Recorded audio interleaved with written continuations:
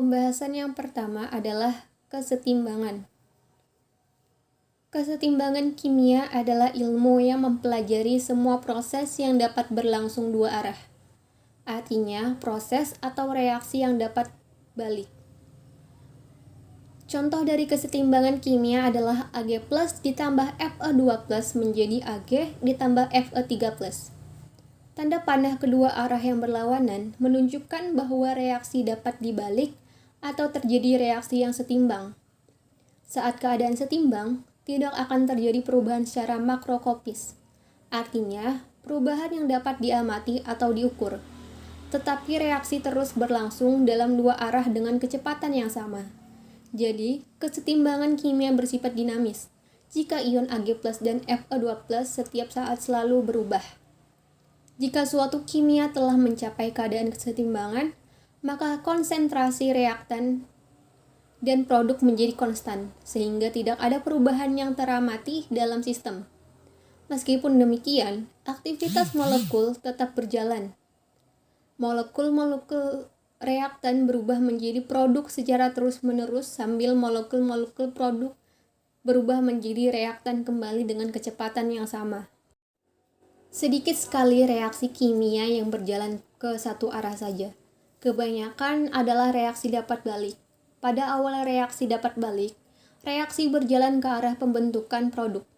Sesaat setelah produk tersebut, pembentukan reaktan produk juga mulai berjalan. Jika kecepatan reaksi maju dan reaksi balik adalah sama, dan dikatakan bahwa kesetimbangan kimia telah dicapai. Harus diingat bahwa kesetimbangan kimia melibatkan beberapa zat yang berbeda dengan reaktan dan produk. Kesetimbangan antara dua fase zat-zat yang sama disebut kesetimbangan fisika. Perubahan yang terjadi adalah proses fisika. Jadi, kesetimbangan reaksi disebut juga dengan kesetimbangan dinamis. Kesetimbangan dinamis adalah pada keadaan-keadaan setimbang. Reaksi tidak diam atau statis, tetapi terjadi dua reaksi berlawanan arah yang mempunyai laju reaksi sama. Pada keadaan tidak setimbang ini, tidak terjadi lagi perubahan bersih dalam sistem reaksi. Misalnya, kesetimbangan dinamis yang diasumsikan dalam kehidupan sehari-hari. Contohnya seperti air yang dipanaskan dalam wadah tertutup sampai air menguap. Pada saat air menguap, uap air tertahan pada permukaan tutup wadah. Selanjutnya, uap air tersebut akan mengalami kondensasi, yaitu uap air menjadi cair kembali. Kemudian jatuh ke dalam wadah.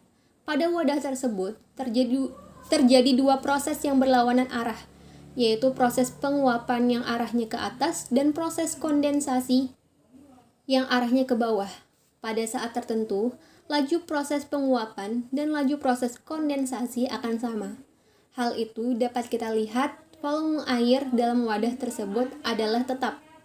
Keadaan seperti itu disebut kesetimbangan dinamis. Selanjutnya yaitu jenis kesetimbangan. Berdasarkan wujud zat yang ada dalam keadaan setimbang, reaksi kesetimbangan terdiri dari dua jenis, yaitu kesetimbangan homogen dan kesetimbangan heterogen. Yang pertama yaitu kesetimbangan homogen. Kesetimbangan homogen adalah suatu kesetimbangan yang di dalamnya terdapat zat-zat dengan wujud yang sama. Yaitu yang pertama, kesetimbangan antara larutan dengan larutan. Contoh, C2H5OH ditambah CH3COOH akan menjadi CH3COOC2H5 ditambah H2O. Yang kedua yaitu kesetimbangan antara gas dengan gas. Contoh, 2SO2 ditambah O2 akan menjadi 2SO3. Reaksi yang melibatkan fase gas dan terjadi dalam ruang untuk mengeluarkan zat-zat hasil reaksi menjadi zat-zat bereaksi. Suatu saat akan menjadi tempat di mana konsentrasi masing-masing komponen tersebut tetap. Masing-masing komponen dan komponen yang berlangsung dengan kecepatan yang sama atau bersifat dinamis. Keadaan demikian disebut sistem kesetimbangan. A ditambah B akan menjadi C ditambah D. Dalam kesetimbangan dinamis tidak terjadi perubahan makroskopis. Perubahan dapat dilihat atau diukur, tetapi perubahan mikroskopis berlangsung terus. Untuk menyatakan suatu reaksi setimbang dituliskan dengan tanda panah bolak-balik. Adanya katalis tidak menggeser kesetimbangan, tetapi mempercepat tercapainya keadaan setimbang atau mempercepat reaksi ke kanan maupun ke kiri. Untuk ilustrasi kesetimbangan fase homogen, zat bereaksi maupun hasil reaksi sama, mula-mula konsentrasi A dan B berkurang dengan cepat, kemudian tidak begitu cepat dan akhirnya mencapai harga yang tetap. Keadaan sistem yang dimaksud disebut setimbang. Untuk mengetahui hubungan antara zat-zat bereaksi dan zat-zat hasil reaksi, perlu dilakukan analisis terhadap masing-masing zat bereaksi maupun hasil bolak-balik pada setimbang. Hubungan ini pertama kali dikemukakan oleh Goldberg dan Weig pada tahun 1867. Selanjutnya yang kedua yaitu kesetimbangan heterogen. Kesetimbangan heterogen adalah kesetimbangan yang di dalamnya terdapat zat-zat dalam dengan wujud yang berbeda. Yang pertama yaitu kesetimbangan antara zat padat dengan gas. Contoh, CaCO3 akan menjadi CaO ditambah CO2. Yang kedua, kesetimbangan antara gas dengan zat cair. Contohnya, H2O akan menjadi H2O. Kesetimbangan antara zat padat dengan larutan. Contohnya, AgCl akan menjadi Ag+ ditambah Cl-. Untuk kesetimbangan heterogen, wujud zat-zat bereaksi maupun zat-zat hasil reaksi ada yang tidak sama. Harga K hanya ditentukan oleh zat-zat yang berfase sama. Misalnya, gas G atau zat-zat terlarut Aq. Dalam kesetimbangan heterogen, komponen-komponen reaksi memiliki fase yang berbeda. Yang selanjutnya adalah masalah konsep kesetimbangan. Kita bisa lihat contoh soal di sini yaitu 1 mol A dan B direaksikan sampai mencapai kesetimbangan Ag ditambah Bg akan menghasilkan Cg ditambah Dg. Pada saat setimbang didapat zat A sama dengan 0,33 mol. Hitunglah ketetapan kesetimbangan Kc. Jadi kita jawab mula-mulanya adalah 1:1, bereaksinya 0,67. Kita kurang, mula-mula dikurang dengan bereaksi, maka menghasilkan seimbang dengan 0,33. Di sini kita disuruh mencari Kc-nya yaitu K, masukkan rumus, CD per AB, masukkan C-nya, masukkan D-nya, lalu kita masukkan A-nya, lalu masukkan B-nya. Berarti 0,67 per 0,33, 0,33. Maka hasilnya adalah 4,122. Kemudian untuk contoh soal nomor 2, pada suatu reaksi kesetimbangan 2Al ditambah 3H2O menjadi Al2O3 ditambah 3H2. Mula-mula terdapat 1 mol Al dan 1 mol uap air.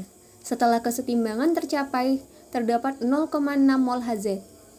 Harga tetapan kesetimbangan adalah, untuk menjawabnya, mula-mula 2Al dan 3H2O adalah 1. Kemudian bereaksi menjadi 0,4 dan 0,6, sedangkan untuk Al2O3 dan 3H2 menjadi 0,2 dan 0,6 yang kemudian dikurang dan menghasilkan kesetimbangan yaitu 0,6, 0,4, 0,2 dan 0,6 yang kemudian dimasukkan ke dalam rumus K yaitu H2 3 per H2O3 yang mana kemudian H2-nya adalah 0,6 dan H2O-nya 0,4. Setelah dihitung menghasilkan 3,375.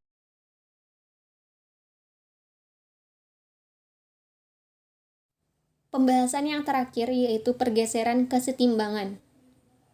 Seorang ahli kimia dari Prancis, Henri Louis Lecatelier, pernah berpendapat jika pada kesetimbangan reaksi dilakukan aksi-aksi tertentu, sistem akan mengadakan reaksi dengan menggeser kesetimbangan untuk menghilangkan pengaruh aksi tersebut. Pendapat tersebut dikenal dengan asas Lecatelier. Aksi-aksi yang dimaksud Cutler adalah melakukan tindakan dengan mengubah konsentrasi, suhu, tekanan, dan volume sistem. Keempat faktor itu disebut faktor yang mempengaruhi kesetimbangan reaksi. Faktor-faktor yang mempengaruhi kesetimbangan reaksi tadi adalah yang pertama, pengaruh konsentrasi. Secara umum, reaksi kesetimbangan adalah A ditambah B menjadi C. Jika ada usaha untuk menambah konsentrasi dari salah satu zat pada reaksi setimbang, akan terdapat reaksi yang mengkonsumsi zat tambahan tersebut. Sebaliknya, jika ada usaha untuk mengurangi konsentrasi salah satu zat pada reaksi setimbang, akan terdapat reaksi untuk menambah zat yang dikurangi tersebut. Jika salah satu reaksi di ruas kiri diperbesar, maka kesetimbangan akan bergeser ke ruas kanan. Sebaliknya, jika salah satu produk di ruas kanan diperbesar, maka kesetimbangan akan bergeser ke ruas kiri. Jika salah satu reaksi di ruas kiri diperkecil, maka kesetimbangan akan bergeser ke ruas kiri. Sebaliknya, jika salah satu produk atau hasil reaksi di kanan diperkecil, maka kesetimbangan akan bergeser ke ruas kanan. Yang kedua ada pengaruh volume. Sesuai dengan asas Cutler, yaitu jika ada usaha untuk mengubah volume sistem, maka akan ada reaksi ke arah jumlah mol zat yang lebih besar atau jumlah mol yang lebih kecil. Usaha untuk menaikkan volume sistem sama dengan memperkecil konsentrasi zat secara menyeluruh. Hal ini mengakibatkan kesetimbangan bergeser ke jumlah mol terbesar. Sebaliknya, jika ada usaha untuk menurunkan volume sistem, hal itu sama dengan memperbesar konsentrasi zat secara menyeluruh yang mengakibatkan kesetimbangan bergeser ke jumlah mol terkecil.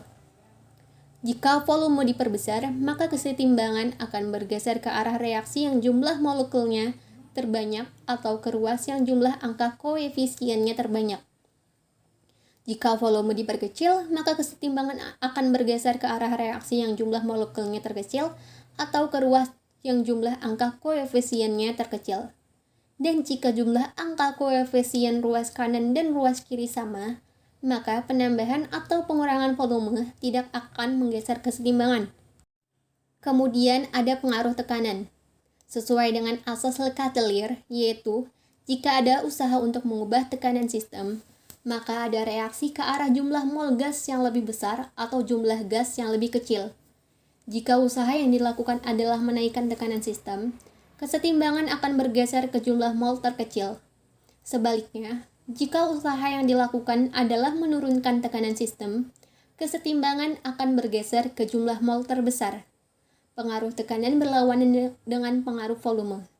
Jika tekanan diperbesar, maka kesetimbangan akan bergeser ke arah reaksi yang jumlah molekulnya terkecil atau ke ruas jumlah angka koefisien terkecil. Jika tekanan diperkecil, maka kesetimbangan akan bergeser ke arah reaksi yang jumlah molekulnya terbesar atau ke ruas yang jumlah angka koefisien terbesar. Dan jika jumlah angka koefisien ruas kiri dan ruas kanan sama, maka menambahkan atau pengurangan tekanan tidak akan menggeser kesetimbangan. Yang keempat ada pengaruh suhu. Perubahan konsentrasi, tekanan, atau volume dapat mengubah posisi kesetimbangan, tetapi tidak mengubah nilai konstanta kesetimbangan. Hanya perubahan suhu yang dapat mengubah konstanta kesetimbangan.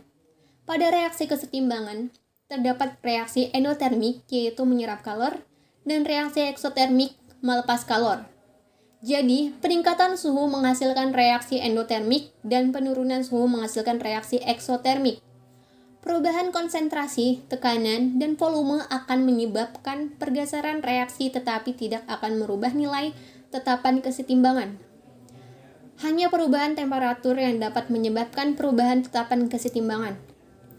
Jika suhu sistem kesetimbangan dinaikkan, maka reaksi sistem menurunkan suhu dengan cara kesetimbangan bergeser ke pihak reaksi yang menyerap kalor endoterm.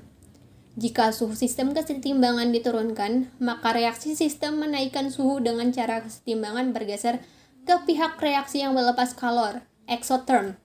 Yang terakhir, ada pengaruh katalis. Katalis meningkatkan laju terjadinya reaksi. Katalis mempengaruhi laju reaksi maju sama besar dengan reaksi balik. Jadi, keberadaan katalis tidak mengubah konstanta kesetimbangan dan tidak menggeser posisi sistem kesetimbangan. Penambahan katalis pada campuran reaksi yang tidak berada pada kesetimbangan akan mempercepat laju reaksi maju dan reaksi balik sehingga campuran kesetimbangan tercapai lebih cepat. Campuran kesetimbangan yang sama dapat diperoleh tanpa katalis, tetapi kita mungkin harus menunggu lama agar kesetimbangan terjadi. Katalis mempengaruhi laju reaksi ke kanan maupun ke kiri dengan pengaruhnya sama. Keadaan setimbang tidak berubah atau tidak dipengaruhi katalis, tetapi hanya mempercepat tercapainya kesetimbangan.